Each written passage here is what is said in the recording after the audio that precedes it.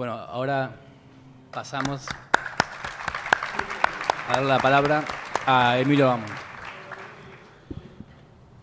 Bueno, compañeros del PTS, del FIT y compañeros del público en general. Yo, haciendo esta presentación del libro, estoy haciendo algo que lo considero un poco contradictorio, porque si los libros son buenos como este, en general se presentan solos, y si son malos, ¿para qué? Pero agradeciendo la amabilidad de los compañeros para presentarlo, voy a tratar de decir algunos conceptos, ya que estamos en la Feria del Libro, que es una feria del libro, donde se trata de que este libro se difunda, se venda, no solo en los ambientes partidarios, de izquierda, etcétera, sino más el público en general. Entonces, es un poco un atrevimiento discutir algunos conceptos y tratar de hacer algunos conceptos, agregar algo que tenga alguna originalidad, más allá de lo que está escrito por Trotsky, que es bastante original para mí, lo que está escrito por Trotsky. Entonces, desde ese punto de vista, yo quería decir, la presentación que tiene este libro, que hace Gabriela, que hoy presentó la colección que vamos a sacar, los compañeros del IPS y del CEIP, es producto de un seminario que hicimos a principio de año, con alrededor de 200, creo yo, ¿no?, compañeros de nuestro partido. Y lo que quería decir era que este seminario, a su vez, nos fue impuesto, no por una lectura rutinaria como nos presentan dogmática, entonces todas las noches rezamos un libro de Trotsky, sino por una investigación que está fuera de Trotsky. Tomamos una persona que no es ni trotskista ni marxista, sino que es el general von Clausewitz, y porque había mucha gente en la Argentina que sostenía que por la derrota de la dictadura, más los cambios económicos y políticos que hay en el mundo, más el menemismo, etcétera, etcétera, la izquierda no tenía que discutir más que de tácticas. Es decir, que tenía que discutir elecciones, que tenía que discutir trabajo en los sindicatos, etcétera, etcétera. Inclusive hay una cátedra en la Facultad de Sociales que dirige el compañero que es del FIT, Bonavena, que se dedica al estudio de los problemas militares desde una óptica de izquierda. Esa cátedra igual se dedica mucho a las guerras campesinas que ha habido en el siglo XX y se dedica mucho también a las guerras asimétricas actuales, como la de Afganistán, etcétera, etcétera. ¿Por qué Clausewitz y Trotsky? Eso es lo que voy a tratar de difundir. ¿Y por qué un seminario no llevó al otro? Es lo que voy a tratar de aportar, porque creo que hay conceptos que son muy importantes. El primer concepto es que está naturalizado que la izquierda no puede vencer. Es decir, hace 30 años que nosotros acabamos de escribir un artículo en la revista que sacamos, que es Estrategia Internacional, que hay lo que nosotros llamamos una restauración burguesa, como hubo después de la derrota de 1871 de la Comuna de París hasta 1905. No sé si los compañeros que están interiorizados el pensamiento de Lenin saben que Lenin decía 30 años sin revolución, 30 años de avance del revisionismo pacifista en el movimiento socialista internacional. Bueno, ahora estamos en lo mismo. Es decir, hoy no hay compañeros solamente anarquistas que plantean el problema de para qué partido de vanguardia, etcétera, etcétera, sino que inclusive compañeros que están en una perspectiva comunista, inclusive teóricos comunistas como Badiou, como Zizek, etcétera, etcétera, el punto donde se discute muy poco, porque se lo ve como un acontecimiento que surge casi de nihilo, los fenómenos revolucionarios, es el problema estratégico y el problema de construcción de un partido. Entonces, a nosotros, ambas cuestiones, porque tratamos de ser una izquierda que esté abierta a las críticas que hace la sociedad sobre el funcionamiento de la propia izquierda, es decir, la crítica que hacía la cátedra de Bonavena, más toda la crítica práctica que hubo en el 2001 en Argentina, el surgimiento de los MTD, etcétera, etcétera. Digo, porque voy a tratar de explicar qué relación hay entre eso que pasa en nuestro país y por qué sacar un libro de este tipo. Es decir, no llevó a estudiar el pensamiento de Clausewitz y por qué Lenin, en una etapa que se la considera muy productiva de su trabajo teórico, se dedica al estudiar el pensamiento de Trotsky. Ustedes saben bueno, los que son intelectuales seguro, pero el público también lo sabe, que los autores, es decir, Lenin escribió toda la vida y Trotsky cuando salía, es decir, dice Gaby, yo le leí en otro lado que sí, que tenía 21 obras editadas, es decir, que escribieron muchísimo. Ahora bien, hubo momentos que fueron momentos de enorme productividad. Por ejemplo, en Lenin, el momento de enorme productividad es en la guerra. El año 1916, por ejemplo, del 14 al 16, 17, es de enorme productividad.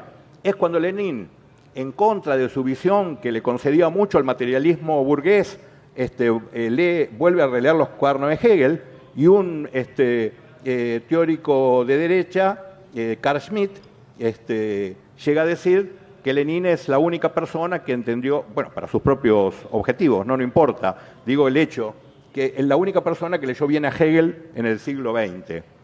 Entonces, desde ese punto de vista, no solo escribió eso, sino que escribió el texto sobre el imperialismo y estudió de vuelta a Clausewitz porque la guerra planteaba un problema a los revolucionarios. Rosa Luxemburg, por ejemplo, que nadie puede dudar que estuvo en el ala izquierda de la socialdemocracia alemana, que luchó muchísimo contra Kautsky, que desde antes que Lenin, y con mucha anticipación y capacidad teórica, luchó contra la estrategia de Kautsky, antes que de Kautsky traicionara sus objetivos. Sin embargo, sobre el problema de la guerra y sobre el problema de la insurrección, quizás sean sus puntos más flojos, como dice Trotsky en este libro y en otros escritos. Es decir, porque era una lucha interna dentro de la socialdemocracia y todos coincidían que tenía que haber un partido socialista de masas. Y entonces, cuando llegó la guerra, si ustedes recuerdan el homenaje de Lenin cuando murió, dijo que Rosa Luxemburg era un águila y a veces las águilas vuelan bajo como las gallinas, pero nunca ha visto a nadie transformarse una gallina en un águila.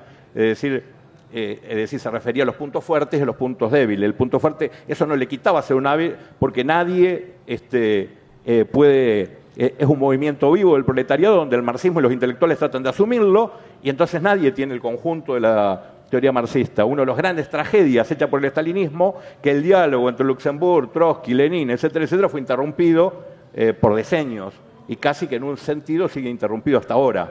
Ese diálogo teórico y ese diálogo político, etcétera, etcétera. Trotsky es el que más tarde muere, pero trata de reivindicarlo y trata de ver los puntos fuertes y los débiles de ello. Entonces, desde ese punto de vista, como tenemos relativamente poco tiempo y no me quiero ir en contra del principio que dije, que si el libro es bueno, ¿para qué voy a hablar tanto yo? Voy a tomar 2 o 3 conceptos nada más que me parece que son interesantes tomar. Nosotros hicimos un seminario en el 2011 de alrededor de 100 compañeros donde leímos von Krieger o La Guerra, que es el clásico que lo conocerá todo el público por la popularización que hizo Lenin y otros autores de que la guerra es la continuación de la política por otros medios, pero muchos izquierdistas saben nada más que esa frase. Es decir, el problema es que hay que estudiar el texto de la guerra, que no es fácil, son 8 libros en 4 tomos, donde habla de defensa, de ataque, etcétera, etcétera, y en nuestro país uno de los lectores, y con una interpretación peculiar, ha sido el general Perón, que era un general de infantería de montaña, y en la época de Mussolini hizo prácticas de infantería de montaña en Italia. Entonces, desde ese punto de vista, primero hay una discusión entre los compañeros del FIT que estamos haciendo, inclusive en nuestro periódico, alrededor de qué importancia tiene la estrategia en el programa. ¿Está bien? Entonces, para nosotros, aprendimos con Clausewitz, porque lo habíamos leído a Clausewitz en nuestra juventud, pero muchas veces se lee sumariamente. El problema es que para encontrar hay que buscar. Entonces, habíamos leído a Clausewitz en nuestra juventud, pero esa definición es tan sencilla como que la táctica es el arte de ganar los combates y que la estrategia es el arte de organizar los combates para ganar la guerra, o las campañas, como quiera, para ganar la guerra. Es decir, ese punto es un punto que estaba separado del marxismo histórico de esas discusiones. Es decir, los que vuelven a traer esta discusión y a unirlo antes de Lenin son Mehring, dentro de la socialdemocracia alemana, que escribe mucho sobre el arte militar, Y fuera de la socialdemocracia alemana, un historiador reaccionario, ¿cómo se llama? Sí, Hans Delbrück, perdón. Hans Delbrück, es decir, que escribe 4 tomos fabulosos que están en inglés, que no se han traducido lamentablemente al castellano, y hay una discusión terrible con un alto nivel cultural que la izquierda actual más lo quisiéramos, entre, por ejemplo, Luxemburg y Kautsky, que Kautsky, basado en Delbrück, opinaban sobre las guerras púnicas. Y entonces, sobre las guerras púnicas, basado en Delbrück, decía que se habían ganado por una táctica de desgaste. Es decir, que el movimiento obrero tenía que tener una táctica de desgaste, no de toma del poder. ¿Está bien? Y mientras que en la introducción de la obra de Clausewitz habla que hay 2 estrategias posibles. Una es de desgaste y otra es la que se llama de aniquilación, que es la táctica de vencer al enemigo, de imponer la voluntad al enemigo verdaderamente a través de métodos ofensivos. Es decir, que hay 2 tácticas. Bueno, discutía entonces Kautsky, que defendiendo eso discutía una política que desde 1890 empieza una política de desgaste en el movimiento obrero. El partido más importante desde ese punto de vista es el partido inglés, que constituye la Sociedad Fabiana, dirigida entre otros por Bernard Shaw, y que plantean, reivindican a Fabius V, el Cunctator, o sea, el demorador, que era una persona que frente a las tropas de Aníbal, que eran enormemente audaces y que le habían dado enormes derrotas, evita la batalla, por eso se llamaba el demorador, pero esa batalla del demorador no hace más que ganar tiempo, y esa es la discusión que hace Luxemburg, y diciéndole que está mal la interpretación de Delbrück, nombrando a otro historiador que se llama Mommsen, planteándole que la interpretación de Delbrück no era la correcta porque no lo ponía en condición como siguió eso en la Tercera Guerra Púnica, etc. Y entonces que el movimiento obrero no se podía quedar solamente con tácticas de este tipo, porque cada vez que se discute que hay épocas de reacción, se discute cuál es la táctica que corresponde. Es decir, corresponde una táctica de desgaste, es decir, en algún momento Gramsci ha dicho que corresponde una táctica de desgaste en otro contexto, o corresponde una táctica de asalto. Y decir, bueno, los marxistas opinamos que se combinan las tácticas de desgaste y asalto y depende de la circunstancia. No, ahora, no creemos que sea como algunas veces han sugerido, por ejemplo, es la teoría de los fabianos, que aún hoy, a pesar de todos los cambios que ha habido, siguen dominando el Partido Laborista, que opinan que el movimiento obrero lo que tiene que hacer es como hicieron los cristianos, ganar culturalmente, y entonces en 2 o 3 siglos, desde adentro, consiguen eso. El que primero formuló las cosas de esa forma fue Bernstein, y es el comienzo de lo que el marxismo de la Tercera Internacional llamó revisionismo moderno. Bueno, basta de cháchara sobre ese punto. Lo que quería decir era que leímos a Clausewitz, y al leer a Clausewitz nos obligó a leer a Trotsky, porque llegamos a una discusión que era fabulosa, que era lo que se llama la Trinidad de Clausewitz, que dice que la política influye en la guerra antes, durante y en los resultados de la guerra, en el plan de paz. Y que hay 3 elementos que forman la política. Esos elementos son el Estado, es decir, que es el que da la política, el ejército y los generales, que toman la relación de fuerza, es decir, toman la relación de fuerza y trabajan con el azar, porque toda una guerra es un azar. Tal es así que Clausewitz dice que la fricción en la guerra es la diferencia que hay en la guerra en el papel, en la mesa de cálculos, y la guerra real. Está bien, entonces, el general y su ejército. Y por último, el pueblo, que tiene sentimiento hostil. Y entonces, ¿qué tiene que hacer el Estado y el ejército? Desarrollarlo, hacer que la gente se mate. Ese es el concepto de la ciencia marxista, es decir, desarrollar los sentimientos hostiles del propio pueblo. En Clausewitz, que era un gran general, que era reaccionario, pero saca lecciones revolucionarias desde el punto de vista científico de los combates napoleónicos, está esta concepción. Es decir, está esta concepción. Y nosotros dijimos, pero nosotros habíamos estudiado a Clausewitz con mucho interés, la defensa, la ofensiva, etcétera, etcétera, y entramos a la Trinidad y entramos en una gran duda. Entonces, primero quiero plantear el problema estratégico como entró en internacional, y después en la duda que entramos nosotros. El problema estratégico tenemos una discusión, decía, con los compañeros del PO, del FIT, que nos dicen el programa y la estrategia son lo mismo. Nosotros decimos que la estrategia es una parte clave del programa, pero que no son lo mismo. Entonces, dice, a diferencia de la Segunda Internacional, época de desarrollo relativamente pacífico del capital, la tercera fue fundada en una época de guerras, crisis y revoluciones de la época imperialista. Hasta la Tercera Internacional el concepto de estrategia era prácticamente ajeno al marxismo. Se discutía en términos de táctica, no había diferencia entre uno y otro concepto. Comilla de Trotsky, la labor estratégica se reducía a nada, se disolvía en el movimiento cotidiano, con sus consignas sacadas de la táctica cotidiana. Solo la Tercera Internacional restableció los derechos de la estrategia revolucionaria del comunismo, a la cual subordinó completamente los métodos tácticos.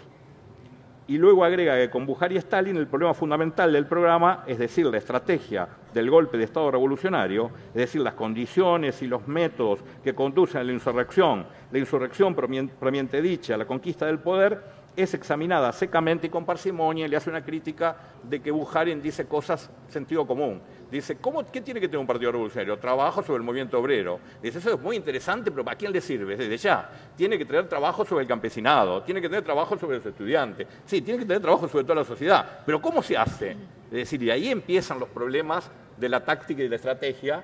Es decir, entonces nosotros volvimos a por qué Trotsky y Lenin habían estudiado Clausewitz. Primero, porque había pasado la etapa, lo que se llamó la paz teutónica, de 1871, cuando se reunifica Alemania, hasta la Revolución de 1905, que es un anticipo de la Primera Guerra Mundial, porque es la guerra rusa-japonesa.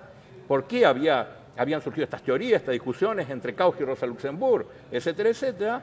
Y entonces, lo primero que vimos es que nosotros habíamos leído este libro, lo habíamos leído muchas veces. El problema que lo leíamos, habíamos leído las lecciones chinas, habíamos leído el Comité Anglo-Ruso, etcétera, etcétera, pero no nos habíamos dado cuenta, o por lo menos nos habíamos dado cuenta con la suficiente importancia antes de leer a Clausewitz, que un capítulo entero, enorme, se llama La táctica y la estrategia en la época imperialista, que está señalado en la presentación que hace Gabriela. Esta discusión nos llevó a que dijimos, pero entonces el marxismo es un militarismo, porque es una discusión muy importante. Hay muchos teóricos de afuera del marxismo o de adentro que dicen que Lenin es una condena sobre el movimiento marxista, desvió sus objetivos porque lo transformó en un militarismo, y Trotsky lo mismo. ¿Está bien? En el caso de Lenin, ambos leyeron a Clausewitz, inclusive seguramente muchos compañeros que están acá saben que Trotsky fue corresponsal de guerra en las guerras balcánicas, que también fueron un anticipo de la Primera Guerra Mundial. Es decir, y donde aprendió a conocer, era corresponsal de un periódico burgués ruso, y aprendió, es decir, nosotros leímos ahora un texto que se lo planteó el compañero del IPS públicamente, que creo que hay que agregarlo, aunque no es de Trotsky, sino que es de un general del ejército americano, que se llama Trotsky as Military Thinker, o Trotsky como pensador militar, donde plantea cómo las guerras balcánicas le permitieron llegar a conclusiones, porque era una persona, era un amateur Trotsky, nunca estudió problemas militares, que no habían llegado los altos mandos, por ejemplo, la derrota de Bulgaria, porque que tenía poco tiempo y que si no lo utilizaba le iban a derrotar rápidamente. Es decir, que llegó a esas conclusiones rápidamente. Entonces, ahora, vuelvo a la pregunta. Entonces, ¿es un militarismo? Y entonces nosotros dijimos, el partido de vanguardia, que nosotros somos el partido de vanguardia, dijimos, está bien. El ejército, y bueno, se armó el ejército ruso, inclusive Trotsky cometió la herejía de contratar oficiales burgueses y zaristas, porque opinaba que sin apropiarse de la técnica y de la ciencia militar, inclusive de ese ejército, era imposible con solo el programa de la liberación de los campesinos, etcétera, etcétera, hacerlo, aunque en última instancia lo que definió fue eso. Es decir, fue el programa lo que definió, pero Trotsky opinaba que eso era importante. Entonces, desde el punto de vista del Estado, nosotros estábamos de acuerdo, Estado, a veces era Estado proletario, a veces era partido. Y entonces ahí empieza una discusión. La primera discusión es, ¿tenemos diferencia con Clausewitz de que tiene que haber un órgano que dé los objetivos políticos? No, no la tenemos. Los anarquistas sí tienen diferencia. Entonces yo quería leerle una parte donde habla sobre partido que coincide, será porque nosotros somos trotskistas, con lo que decimos nosotros, ¿no? es una autocita, pero para mí está bien explicada para discutir con los compañeros anarquistas, autonomistas, etcétera, etcétera, que es en la página 287, si tienen la amabilidad de que yo encuentre la cita, espera que yo encuentre la cita, dice que el centrismo burocrático, es decir, el estalinismo en esa época, que no se había transformado todavía en el totalitarismo brutal que fue después, para proteger su política de zig-zag brutales de los conflictos internos y de la oposición, debe elegir sus cuadros entre los funcionarios más obedientes, más complacientes, más desprovistos de columna vertebral y de principio, o entre los cínicos administradores. Las personas que soportan con deferencia y dejadez todos los virajes de la dirección que se están realizando mientras que están al tanto o sin que se enteren tales personas, hay que comprenderlo. Son completamente incapaces de encontrar en sí mismos la capacidad de dirigir el asalto de las masas obreras contra la sociedad burguesa. Y entonces Trotsky define, el problema de dirección no es un problema independiente, está estrechamente ligado a la política del régimen. Sin embargo, se refiere al régimen de partido, ¿no? Sin embargo, es muy importante. El argumento según el cual la clase obrera debe administrar sin dirigentes, la concepción anarquista o que hoy utilizan populistas, autonomistas, etcétera, etcétera, tiene su origen en una idealización inconsciente del capitalismo, en la medida en que presupone que en una sociedad fundada sobre la esclavitud salarial, la clase más oprimida de la población es capaz de elevarse a un nivel tal de independencia política que no necesita ser dirigida por sus elementos más perspicaces, experimentados, valientes y los más templados. Si la sociedad burguesa es capaz de asegurar tal nivel de desarrollo político de las masas proletarias, no seríamos sus enemigos mortales. Por otro lado, si el proletariado en su conjunto era capaz de alcanzar bajo el capitalismo tal nivel de conciencia, podría llevar adelante la transformación de la sociedad a través de métodos totalmente pacíficos. Es decir, si eso era posible, la estrategia fabiana es la correcta. Si puede alquilar el nivel intelectual de no necesitar que sus elementos más perspicaces se organicen en un partido, dice Trotsky. Si es así, es decir, es un desastre ser revolucionario, hay que ser reformista. ¿Está bien? Entonces dice, la realidad, sin embargo, está tan lejos de esos sueños desvelados como la tierra del cielo.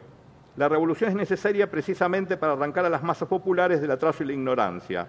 Y para que la revolución sea victoriosa, las masas oprimidas deben ligar sus esperanzas y su lucha a un partido probado más de una vez en la acción y provisto de una dirección que frente a sus ojos se haya convertido en la personificación de su propia lucha. Ni el partido ni su dirección se improvisan para responder a las necesidades de la revolución. Personas como el cura Gapón, que había dirigido en 1905 a los obreros que se habían levantado contra el zar y que fueron ametrallados, o los abogados Krustalev y Kerensky, aparecen y desaparecen como las espumas de las olas. Una dirección revolucionaria real es formada a través de un largo proceso de selección y educación. Es un problema de una inmensa importancia. Sin la solución correcta, el proletariado jamás podrá vencer. Bueno, se podrá estar a favor o en contra del partido de vanguardia o no partido de vanguardia. En ese sentido, nosotros no entramos en contradicción con Clausewitz cuando dice que tiene, inclusive plantea que el Estado tiene que dar los objetivos políticos y dotarse de los generales que con métodos militares lleve a la práctica los objetivos que tiene ese Estado. ¿Está bien? O sea que en este sentido no había una contradicción. Entonces empezamos a estudiar la Trinidad. Cuando estudiamos la Trinidad decimos qué bien, es decir, el partido en el marxismo revolucionario juega el rol que juega el Estado en la concepción burguesa de análisis de las guerras napoleónicas del gran general Clausewitz. Es decir, por eso, o sea que no se puede hoy hablar de partido de vanguardia o no partido de vanguardia sin ver si esto que dice Trotsky es así o está equivocado. Si lo sostenemos dogmáticamente está equivocado. Trotsky después da otros ejemplos que tomará Chipy, como la guerra española, etcétera, etcétera, donde muestra que al faltar eso se va a la derrota. Porque lo importante no es tener la discusión que nosotros estamos haciendo, que lo importante no es tener derrotas dignas, aunque haya que pasar por miles de derrotas dignas. Lo importante es tratar de vencer, tratar de liquidar la explotación del hombre por el hombre, tener odio y tratar de liquidarla día a día. Bueno, desde ese punto de vista hay que dotarse de instrumentos.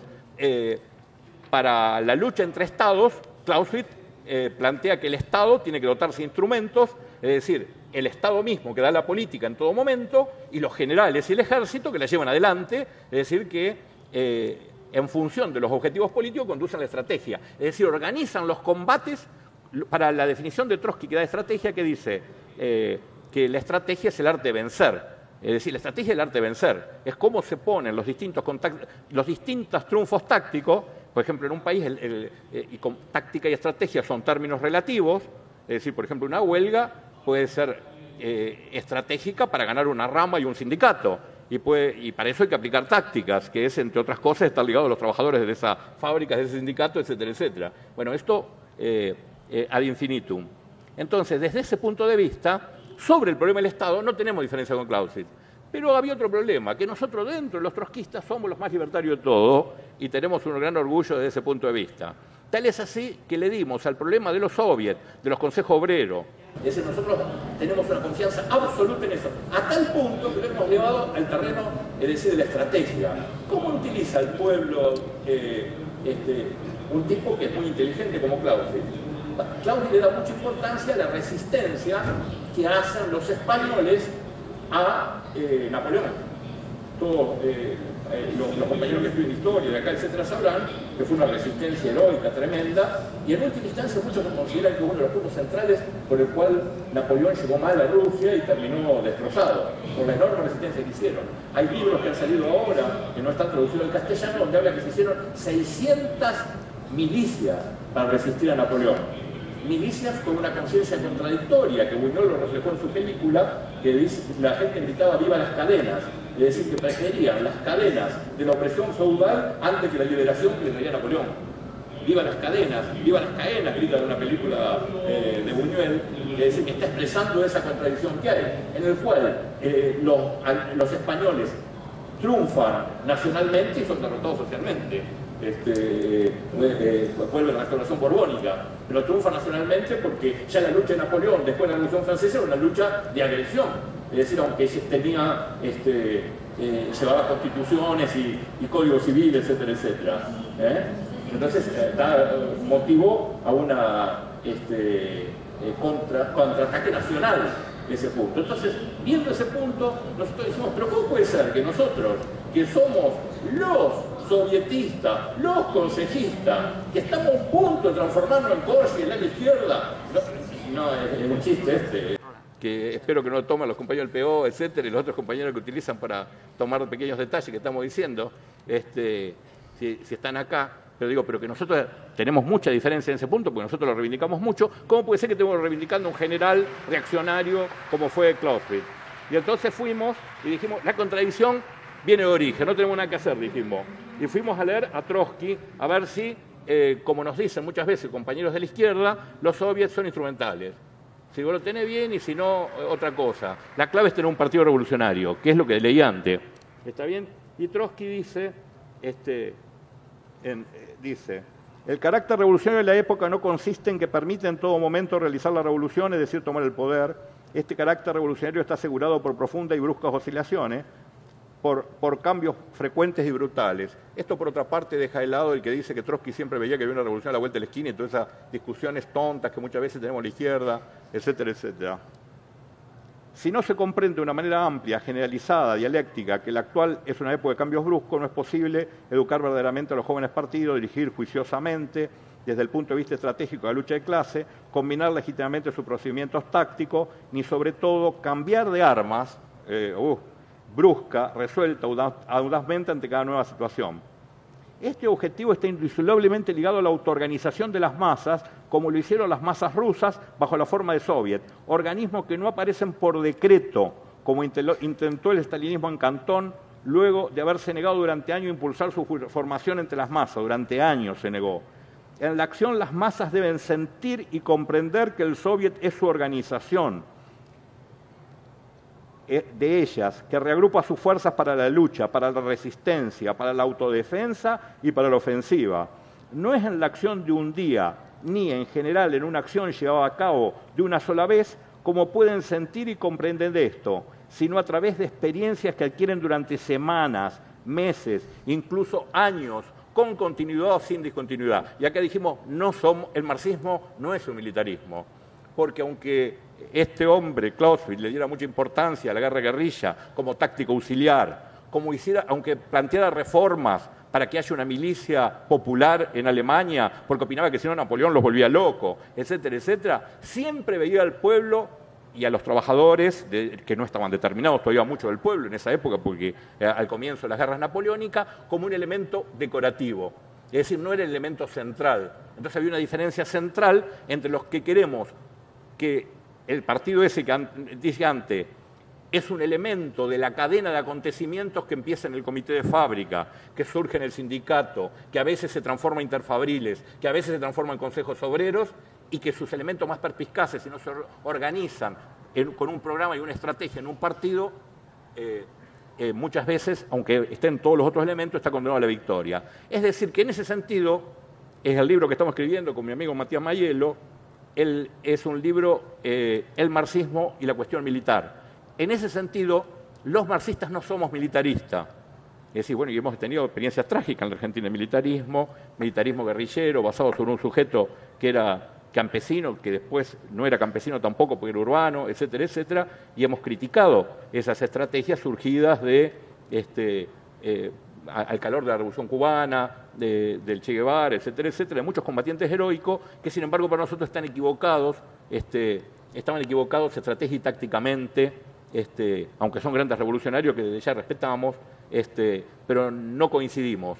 Entonces, nosotros queremos decir que es tan necesario que la clase se exprese, que la emancipación de los trabajadores y las obras de los trabajadores mismos, que los intelectuales como Marx asumen el rol de darle expresión contra Ricardo, que respondía, por ejemplo, que el valor era objetivo, descubre la plusvalía porque es parte de un movimiento proletario que estaba haciendo sus primeras armas de la Revolución Francesa y continúa todo a principios del siglo XIX, y inclusive la Liga de los Justos le da a Marx la tarea de escribir un manifiesto que siente las bases científicas para que su lucha no sea una utopía. Es decir, que los intelectuales no son un elemento separado, hay que equilibrar con Poxipol, o asumen esa política del movimiento proletario, no son nada. Es decir, esa es la concepción, por lo menos que tenemos modestamente nosotros. Y entonces, ¿cómo esto tiene relación con la discusión de partido que planteé antes?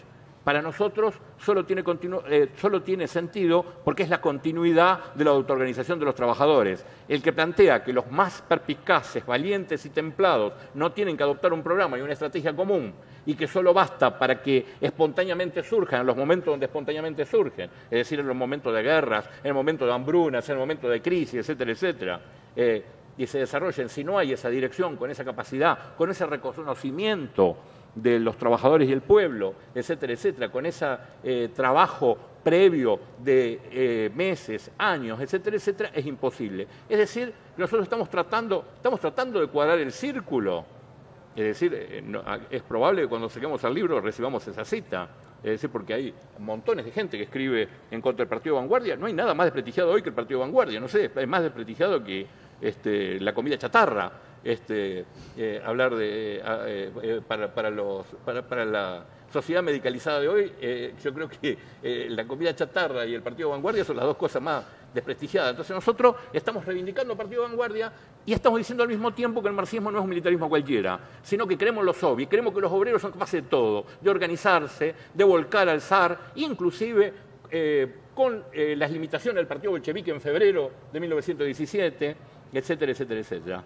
Entonces, es decir que nosotros no aceptamos la Trinidad clausewitziana porque nosotros estamos hablando de lucha de clases, no estamos hablando de guerra, ni de guerra popular siquiera, ni nada, aunque opinamos que las insurrecciones, la guerra civil, etcétera, son elementos, componentes de un proletariado que se organiza y quiere sacar las cadenas de la opresión.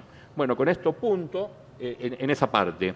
Quería referirme a otro problema de Clausewitz para terminar, que es la discusión entre lo que se llama montaña y llanura. Y me voy a hoy hice una alusión simpática al general Perón, que mucha gente ha discutido que la resistencia peronista, que todos los compañeros del público seguro que alguna noción tienen, pues si no, no vendrían a escuchar charlas aburridas como esta, que la resistencia peronista se la definió, el mismo Perón la definió como una guerra de montaña. Es decir, ¿era porque Perón estaba enamorado del curso que dio en la escuela de guerra? No. ¿Qué significa la guerra de montaña? La guerra de montaña significa que se basa en la habilidad de combatientes o grupos de combatientes que vuelven loco al enemigo atacando por todos lados. Porque en la montaña el general no ve el conjunto de las cosas porque le tapa la montaña justamente, porque los suministros no llegan. Es decir, porque cada cual se tiene que aprender,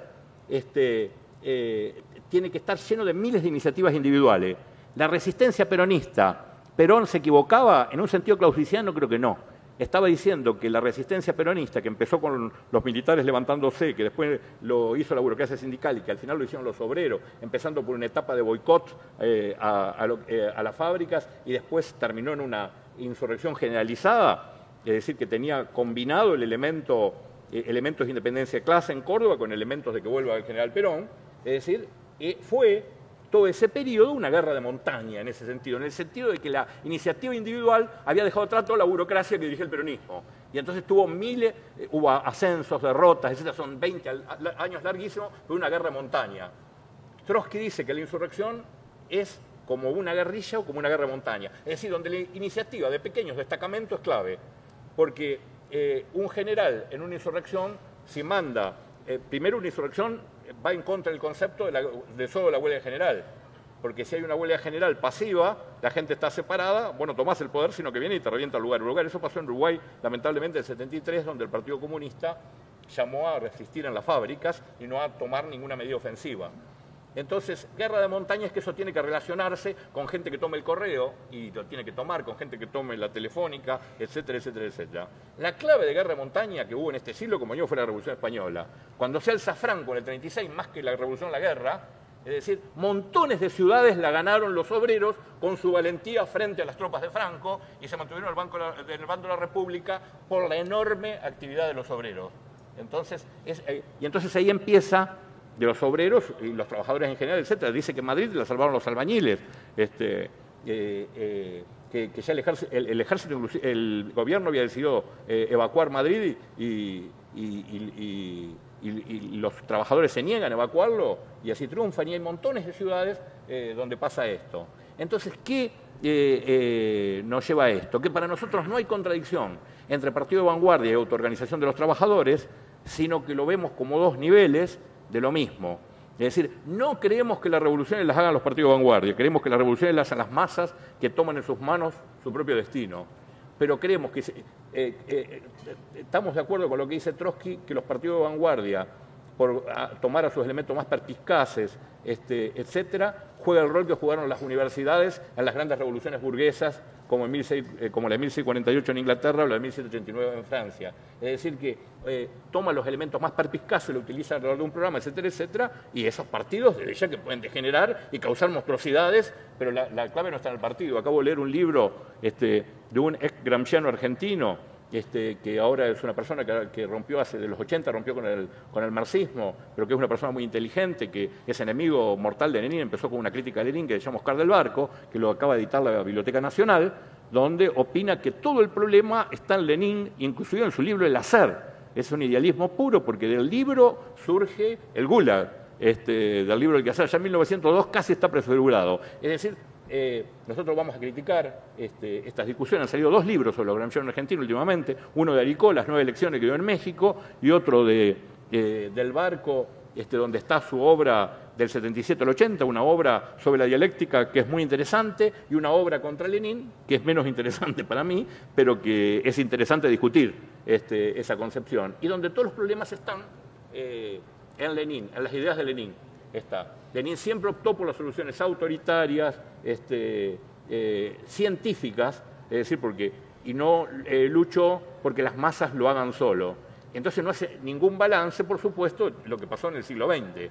Bueno, este libro, compañeros, si ustedes lo leen, les va a dar una visión, como mínimo, más histórica. Desde ya que Del Barco fue una persona que militó en el Partido Comunista, después militó en el ala gramsciana del Partido Comunista, que había creado Héctor P. Agosti dentro del Partido Comunista, y sacaban la revista Pasado y Presente del 73 en adelante. No participó en la segunda etapa, según dice él, que es la que eran más montoneros, pero era una persona muy inteligente, algunos lo consideran un filósofo muy importante de Argentina, etcétera, etcétera. Bueno, es un enemigo mortal de Lenin, no conoce a Trotsky. Para mí dice que, por ejemplo, hay citas textuales del libro donde dice que los trotskistas dicen que la Unión Soviética era socialismo con deformaciones burocráticas, cuando Trotsky se la pasa diciendo que eso no era así, es decir, que no había socialismo que no era una sociedad socialista, etcétera. Bueno, entonces, llanura y montaña. Nosotros lo que queremos decir, compañero, es que el concepto para nosotros, ¿en qué sentido es importante? Es importante porque restituye, en contra de todo militarismo, la teoría de que las masas, con su autoactividad, son las que van a hacer las revoluciones, si las hay. Y que el Partido Revolucionario es muy importante para que triunfen, para que no se queden en el nivel nacional, para todo lo que dice la teoría de la revolución permanente. Yo creo que si leen este libro, estén de acuerdo o estén completamente en contra, compañeros, es decir, yo creo que no perderán el tiempo, es lo mejor que puedo decir. Es decir, quizá estoy agrandado porque soy trotskista y estoy diciendo una exageración, pero no creo que este libro y todas las obras de Trotsky, los 30, la lucha contra el fascismo en Alemania, etcétera, etcétera, le vaya en saga a leer los grandes clásicos de las ciencias políticas, como El Príncipe Maquiavelo, el Leviatán de Hobbes, los trabajos de Rousseau, que este trabajo y todos los que le siguen hasta el 40 es una época muy productiva de Trotsky, no solo la época cuando formuló la primera teoría de la revolución permanente en 1905 y 1906. Bueno, nada más, compañero, quería hacer una introducción para tratar de ver si los entusiasmo a favor o en contra a que lo lean al libro, porque para mí es muy interesante y estarán leyendo una persona que es un clásico. Si un clásico es un libro que en distintas épocas dice distintas cosas según quien lo lee, es decir, Trotsky es un clásico. Hoy reivindican partes para hacerlo desde el neocon americano, que dicen que el internacionalismo que ellos hacen invadiendo Irak es que les queda de cuando pasaron por el trotskismo, hasta la ultraizquierda. En ese sentido, Trotsky es un clásico. Es un clásico porque lo leen desde las distintas posiciones ideológicas que hay en el mundo. Entonces, yo lo mejor que puedo decir a favor del libro, yo lo considero que ya ahora empieza a ser un clásico, a 80 años de su edición, pero eso lo tendrán que comprobar ustedes, y lo comprobará más adelante, quizás nosotros no lo veamos, pero creo que, aunque las discusiones parezcan muy parcializadas, los conceptos que surgen, la amplitud que tienen, la elegancia con que están escritos. No olvidé decir que lo que dice del Partido Proletario es lo mismo que dice de la literatura cuando discute es decir, es el mismo tipo de razonamiento, discute contra los futuristas rusos y le dice que si el proletariado pudiera conseguir una cultura propia, en vez de apropiarse la cultura burguesa antes de la revolución, ¿para qué la revolución? Es decir, ¿por qué no la reforma? La revolución es 1000 veces más sangrienta, es más terrible, que de la imposibilidad de hacerlo. Es decir, que en el partido razona de la misma forma que razona frente a la cultura. Entonces, para mí, desde el ángulo que ustedes lo quieran ver, para mí sería interesante que lo trabajaran, que lo estudiaran, etcétera, etcétera, o que lo leyeran por puro placer, aunque no sean marxistas, porque creo que tiene mucho por ofrecer. Nada más, compañero.